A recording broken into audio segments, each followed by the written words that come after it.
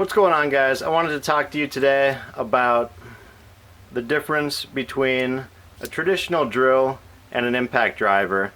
As you guys can see here, I've got two drills. One is the RYOBI, just kind of your standard traditional drill, and then I've got the RYOBI impact driver. And you guys are going to see a variety of different drills with the RYOBI line. They vary in quality a lot. So you're going to see kind of the top end RYOBI drills, and then you're going to see a lot of cheaper drills that they throw in with different sets. So beware that you may not be getting the nicest drill if you're picking it up as part of a set, especially with RYOBI, because they like to package them up and sell their product. But I wanted to give you the basics of the difference between the traditional drill and the impact driver. The biggest one being power. Your impact driver is going to be a lot more powerful drill. And the primary purpose of this drill is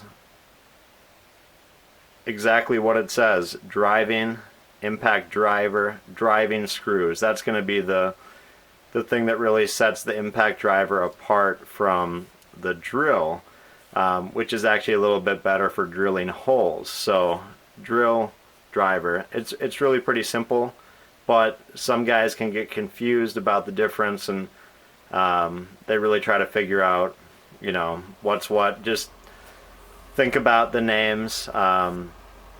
Your drill, it's going to have kind of your traditional adjustable chuck on front, and you're going to be able to throw your traditional drill bits in there. Again, great for drilling holes because it's got less power, which means more control.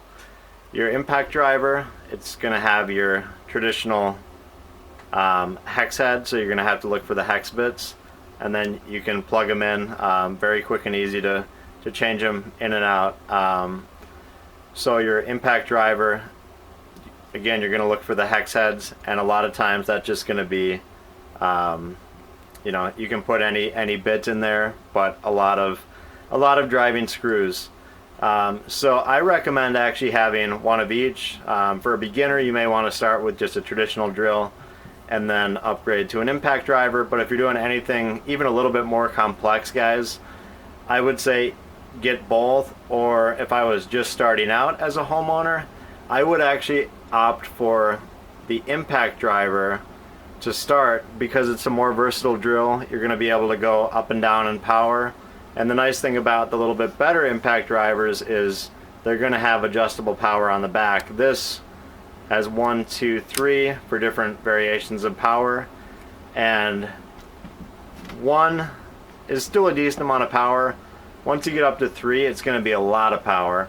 But depending on the type of jobs you're doing, if you're driving in a lot of screws, if you're hanging up a lot of stuff in your garage, again, I would opt for the impact driver, because you're going to get a lot more versatility, and this thing is going to rock and roll when throwing screws in. If you're hanging pegboard, if you're building workbenches, you're not going to go wrong with the impact driver. If you're keeping it simple, if you're just hanging pictures, you want to keep it a little bit cheaper, then go with the standard drill, and then think about upgrading if you continue to do jobs around the house. So that's my high-level overview. Impact drivers, driving screws, more power. Drills, drilling holes, less power, more control. So keep it simple, guys, and that's the difference. We'll talk to you soon.